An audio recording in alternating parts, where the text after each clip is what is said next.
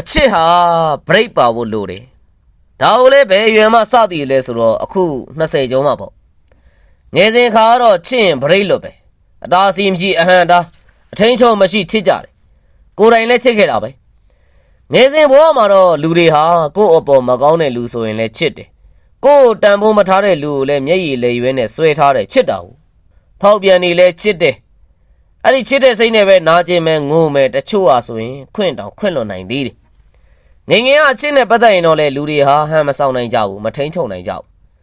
အမြဲတမ်းတွေ့ခြင်းစကားတွေအမြဲပြောခြင်းကိုယ့်အကြောင်းတွေကိုအကုန်ပေးသိခြင်းနဲ့အသေးဖွဲလေးအစဂယူးဆိုင်ခန်းခြင်းနဲ့ချစ်ရတဲ့လူကိုလည်းကိုယ့်ကိုပဲအရာရာကိုလိုတာထက်ပိုပြီးဦးစားပေးဖြစ်စဉ်ကြကိုယ့်ပေါ်မှာမကောင်းတဲ့အတိုင်းအချစ်ကိုမထိန်ချုံနိုင်ကြဘူးချစ်တာအောင်မရဲတက်နိုင်ကြဒါပေမဲ့အချစ်နဲ့ပတ်သက်ပြီးတော့ဘဝသင်ခန်းစာတွေရပြီးရင်တော့လေအချစ်ဟာဗရိတ်လိုတယ်ဆိုတော့သိလာတာပေါ့နည်းနည်းလေးပဲချစ်ပြလို့ရတဲ့လူကိုနည်းနည်းလေးပဲချစ်ပြပြီးတော့များများချစ်ပြလဲအစဉ်ပြေတဲ့လူကိုကြတော့များများကြီးချစ်ပြတာပေါ့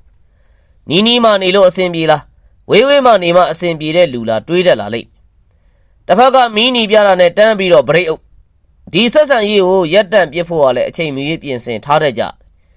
ကိုယ့်ဘက်ကချစ်နေတိုင်းလဲသူ့ဘက်ကမချစ်နေဘူးဆိုရင်ငယ်စဉ်ဘဝလို့ယူယူမူမူနဲ့ရှေ့ဆက်ဖို့ယူသွနေတော့မှမဟုတ်ဘူးအချစ်နဲ့ဘဝဟာတခြားစီပဲဆိုတာကိုသိလာပြီမဟုတ်လို့လေဘလောက်ပဲချစ်ရတဲ့လူဖြစ်ပါစေကိုမြတ်တာကိုရဲ့ဖြစ်တည်မှုကိုတန်ဖိုးမထားရင်လည်းရက်တန့်ပြစ်တတ်ကြလိမ့်မယ်ရင့်ကြလာတဲ့အချစ်ဟာရက်တန့်ပြစ်ဖို့လိုတဲ့အခါမှာရက်တန့်ပြစ်ကြလိမ့်မယ်ဒါကမချစ်တော့ဘူးလို့တော့မဟုတ်ဘူးနော်အုံနောက်ကတော်လောက်ပြီဆိုတဲ့သတိပေးချက်ကြောင့်ပဲအဲ့ဒီအတွက်အုံနောက်ကမှန်းပါတယ်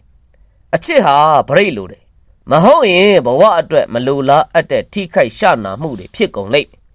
ချစ်ပါတယ်ဒါပေမဲ့လည်းဒီမှာပဲရက်လိုက်ကြတာပဲကောင်းမယ်နော်